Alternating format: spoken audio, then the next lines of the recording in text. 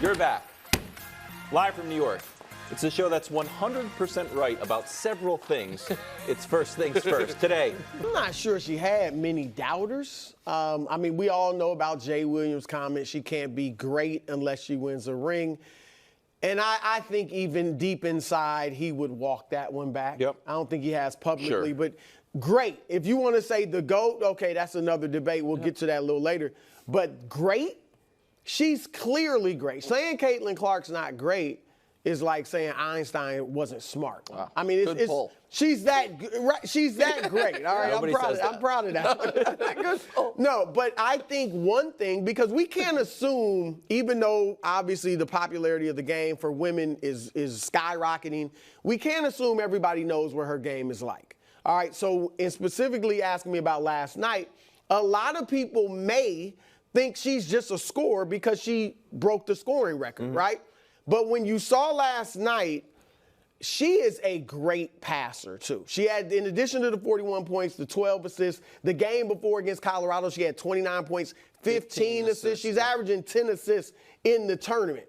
And she is not just, and I don't mean this in a negative way on these guys, but like an Allen Iverson, Russell Westbrook, who would pass, they would be looking for a bucket, draw attention, double, triple team, and kick it to a teammate kind of as a last resort for assists. She is a real playmaker. Like, she has court vision. She throws pinpoint passes, sometimes even kind of passing players open. Like, she is a great passer in addition to a – absolutely. Yep. So I think you had to see that. And also, if there was any doubt, because some people were throwing out Juju Watkins, Paige Beckers, at who's the best player in the country, it's clearly Caitlyn Clark. On a night when Angel Reese was on the court, who played well, but she's not as good as Caitlyn Clark, Beckers and Juju played later that night. And Beckers was great, and Juju played well too. But clearly, Caitlyn Clark is the best player in the country.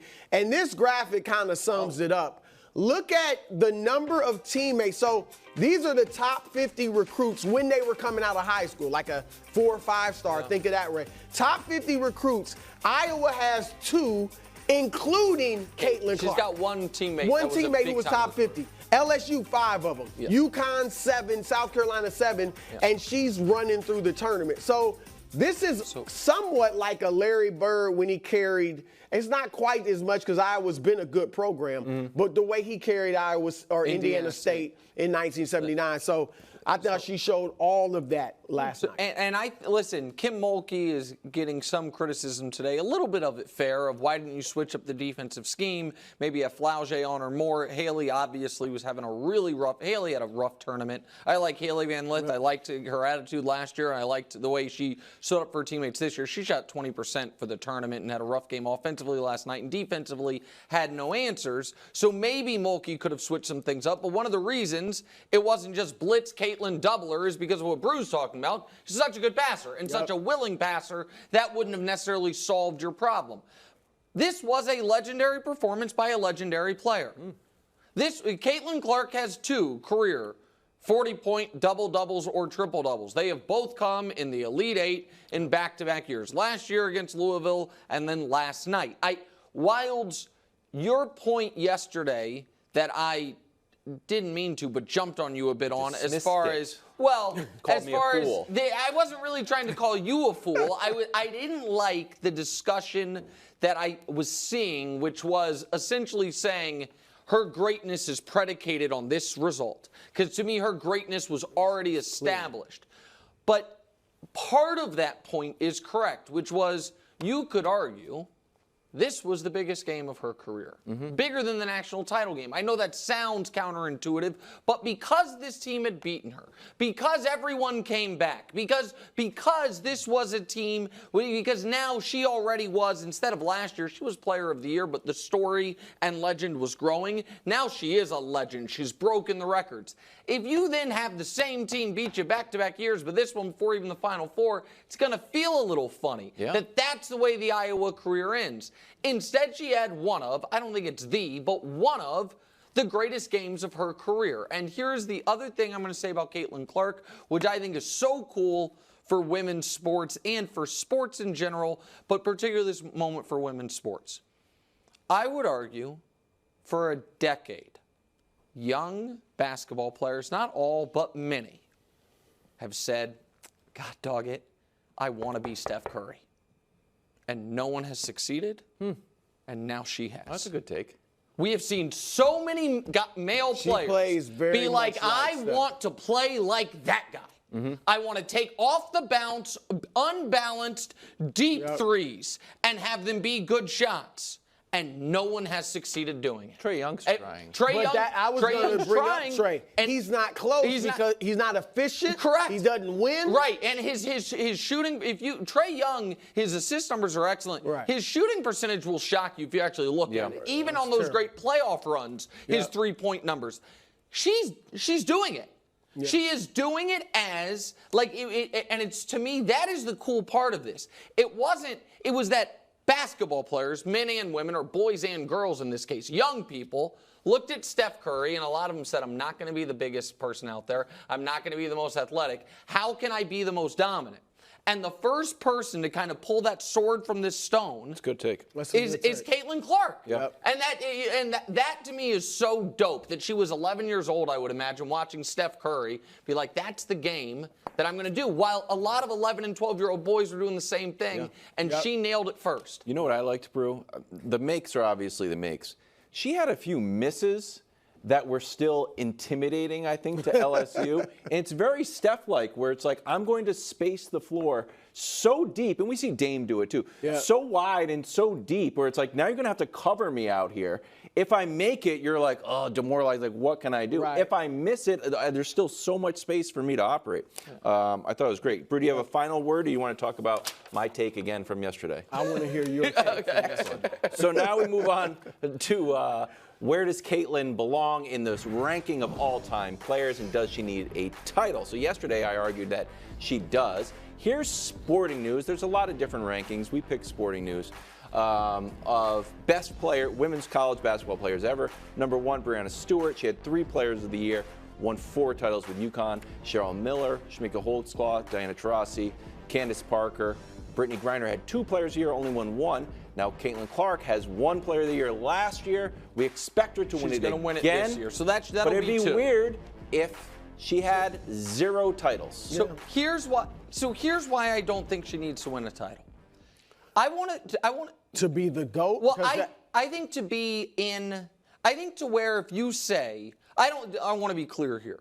I don't look at women's basketball like hockey, where there is an undisputed, clear greatest ever. I don't look at it like the NBA, where there is an undisputed, clear, you can only make an argument for 3 guys at most. I think that list is a fair list, and I also think some people might throw Sue Bird on there. I think some, you know what I mean? Like that list is, it is a lot of people.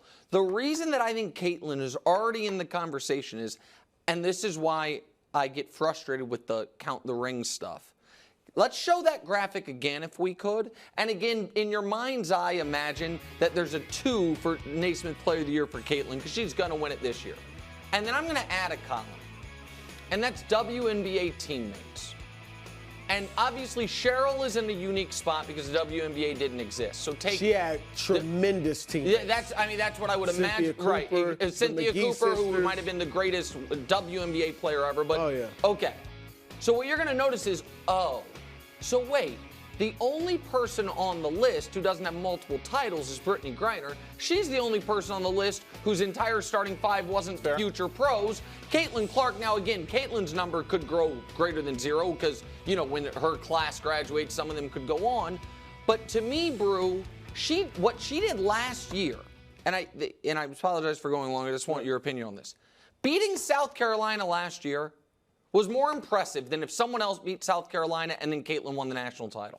South Carolina, going into that game, had won 42 straight games. Since that game, they've won 36 straight games. Over the last 2 years, South Carolina is 72-1. The one loss was to Caitlyn Clark. South Carolina has pros All over it. Last year, the #1 pick of the draft. This year's got more people. She has, and we can show you her numbers in her biggest games. If we can pull that up real quick, Hubs, in Elite Eight, Final Four national championship games, what she's averaging. It's not that she hasn't shown up. It's not that she hasn't been great in the biggest moments. Here's what she's done in her 4 career biggest games. Oh, pretty good. Yeah. And so that's, yes, a national title, Brew, would be the, I don't want to say the icing on the cake because I know it's more than that. But the circumstance in a team sport has to be factored into it. It's a great argument. Brew's going to be with me. Watch this. Yeah, I was going to say, look, it is, because we're talking GOAT now. Yesterday we were talking established all-time great, which you and I were like, she's already that, regardless of what would have happened last night. GOAT is a different conversation. And look, I don't claim to be an expert on women's basketball history. All right, I don't have the airtight, foolproof, undisputable argument for the women's GOAT like I do for the men's GOAT, right, George? Right, that one's airtight. There's no debate. Yeah. All right, but for this, what comes to my mind, the person that comes to my mind is Cheryl Miller. Me too. Because she was just, she won 2 championships. Now, she won them when she was freshman and sophomore when she had those great teammates, but she still won it. She was just legendary and mythical. I'm not going to sit here and act like I was watching her all the time in the early 80s, okay, or mid 80s. But I'll say this, and I have watched, a decent amount of the women's college game and pro game. Caitlyn Clark is the best player I've ever seen. And I'm keeping it to college. I'm not compared to WBB. She's the best player I've seen. And you're right, she is like Steph. She's very much like Steph Curry. He's a great passer, too. You don't see it as much because of their offense, but she's very much like Steph, except, and we were talking about this before the show, she's the equivalent of probably a guy that's 6'6" in men's basketball, because she's 6 feet tall in women's basketball. All right, so it's like that's why she fills up the box score, and not like Steph doesn't really do it because of his size. And so I think she's the best I've seen. However, Nick, there's not a basketball discussion, I don't think, where we don't when we're talking about GOAT, where we don't include rings. It's not the end-all, be-all, but we include rings. I can't say she's the greatest college player ever, even though that's what my eyes tell me, unless she's got a ring. And Iowa's not Indiana State with Larry Bird. I'm not saying Iowa's Indiana State. Vivian Stringer was there. They've been a good program. I'll be honest, I didn't know Vivian Stringer was there, but shout out to Brew for having that. They're not UConn or Tennessee, but they have been a good program. This is where Wildes making fun of me because he was like, your brain works like this on all things. That I am not just process over results on a lot of things, but also taking things to its furthest logical conclusion, which is, if we are saying you can't be in the discussion without a ring, then we are saying then take it further. So if she averaged 60 a game, no, but so wait. That'd be impressive. If she scores 60 and gets knocked out by UConn. Pistol Pete averaged like 40. Nobody ever said he was I understand that, but that's different. To me, that's a different story, because we were saying that he was playing a selfish brand of basketball, that he wasn't playing winning basketball. Nobody thinks that. Do you guys buy into at all anything that the most impressive win in the women's game over the last 2 years was Caitlyn's win over South Carolina? It just came around early. Yeah. But here's the thing, Nick. If she averaged, to your point, 60, then you look at it like, okay, there's a clear gap. Well, the other names on that list that both of you showed, they're great players in their own right, too. Now, I think Caitlyn is better, but it's not like you look at them like, man, they not I know, but she already has, by a huge margin, the highest scoring tournament ever last year. If she makes the final this year, she's going to break her own record in that. So, she's going to have the 2 highest scoring tournaments ever. I guess my point is, it's like quarterback. She won 2 games. Say it again? She's got to win 2 more games. But South Carolina, so she has to. So she has to be the greatest ever and surpass all of them. I'm just, again, I'm not even saying, by the way, if she wins, she is the greatest ever. What I'm saying is if you cannot have the conversation about who the greatest female college basketball player is without including her name. There is not a definitive clear-cut number one. I agree with you on Cheryl Miller, but that is just because it's When I did my NBA list, I was able to go back and watch stuff. I can't with Cheryl. I just I trust people, right? I was at Shamiko Holtzclaw's Final Four game when the Jolly Girl hit all the threes. I watched women's college basketball growing up. I was at some of those games. So I feel like I actually know a lot about the UConn and Tennessee teams. I feel like she's the best I've seen. And the idea that, well, if this South Carolina team that has lost once in 3 years beats her after she beat them last year, she's out of the discussion. It's tight. Well, she can be in the discussion, but that's going to be, I think, it would be a disappointment, would it not? Yeah, I think that's going to be a point that she can't overcome in the discussion. South She doesn't have any rings. South Carolina's the best team. They've been the best team. They should have won it last year. Friday, 9 o'clock, UConn, Iowa. Okay, talking about Angel Reese now, 17 points, 20 rebounds, and 4 blocks after the game. She opened up about the mental toll of criticism and scrutiny that she's faced. Take a listen. Brew, your reaction. Well, it's just very sad that, I mean, winning the national championship should be one of the highlights of her life. And for her to say she hasn't had peace since then, it's just terrible. It's heart-wrenching, all right?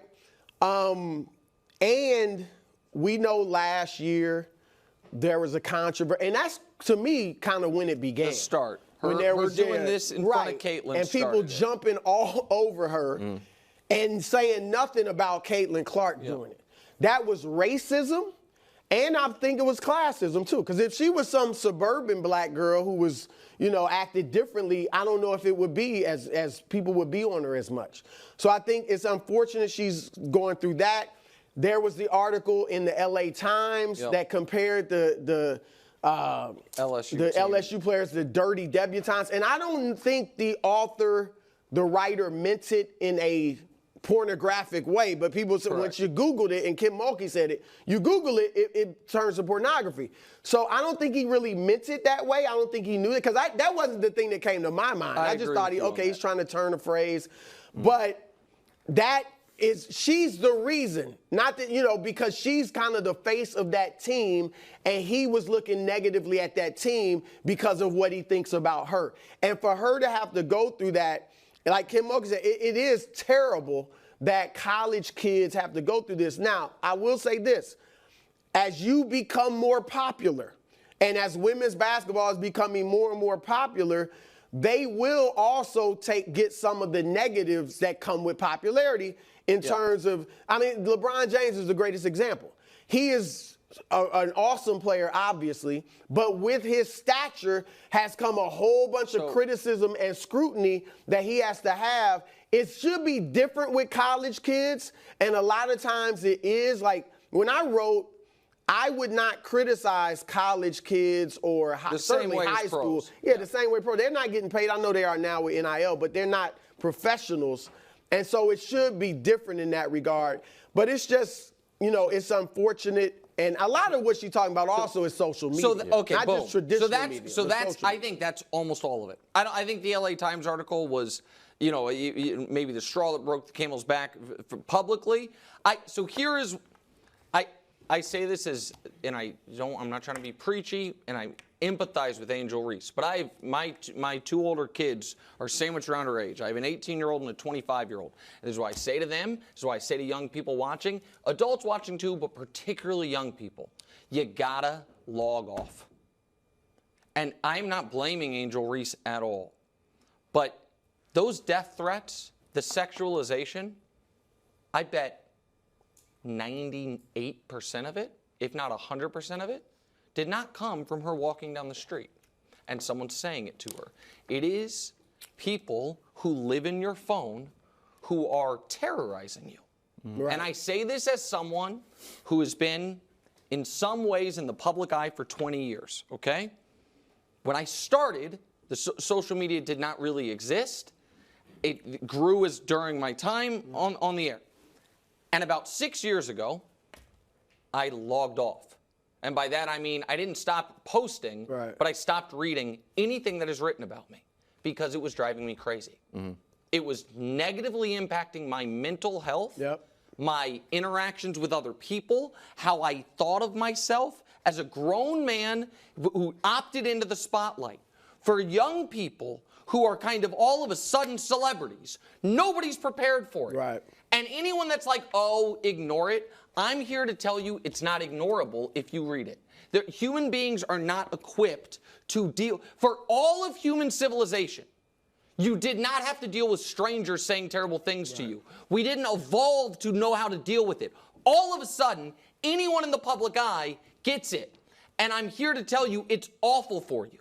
And that if you consume it, right, and if you consume it, it will negatively impact you.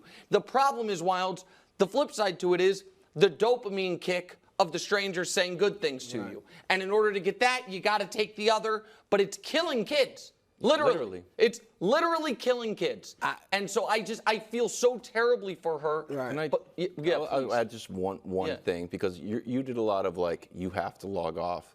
And I just want to contrast it to what Bruce said about the LA Times article. The LA Times article was out of bounds.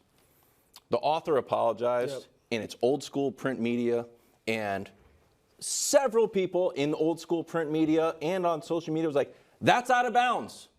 Yeah. The LSU coach, like, that's out of bounds. Everyone's like, that's out of bounds. An LA Times writer apologized, said that was out of bounds. The stuff that Angel Reese is going to has to deal with on her phone is 100x worse than that, and there's no one there saying that's out of bounds. So there is part of it where you're saying log off. There is a responsibility, and this is way out of sports, and we apologize, but give us a minute. There is a responsibility to companies that are making money off of this, that are making billions of dollars in Silicon Valley, to policing and regulating this, whether it is by legislative action or simple disincentives that need to be cooked into these programs. When the fact that LA Times, I just thought it was interesting, the fact that LA Times was out of bounds and everyone's like quickly squashed it, and the amount of stuff that was just popping up last night. Well, and when she says sexualized, what she's talking about is like whack-a-mole. You can't block them all. People on the internet photoshopped her SI pictures into pornographic images. Oh, wow. You know what those types of, and that is just, you know what I mean, one of and the death threats are too many, bot accounts to count. And I know from afar, people can see it and say, well, they're not real death threats. Are you actually afraid? And I am telling you, as a near 40-year-old man who opted into the spotlight, that it was driving me crazy.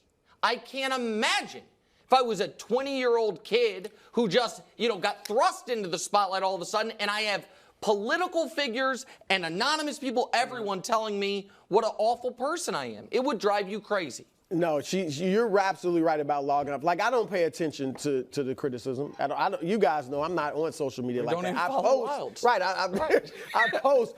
But human beings are not meant, this was something somebody told me, and I totally believe it, for excessive, I'm talking about super excessive praise or criticism. And that is what she's getting, incredibly excessive criticism on social media. And it's easier for us, especially me, because we didn't grow up, even you guys didn't grow up with social media. She did. To her, it's like television. Like for us, we can't even imagine not having television. To them, that age, that's what it's like. But she has to do it for her mental health, as you said. More first things first. Right after this, we're going to talk about the Patriots. Is that good for your mental health? Thanks for watching. Subscribe here to get more from the show and to check out clips from other shows on FS1.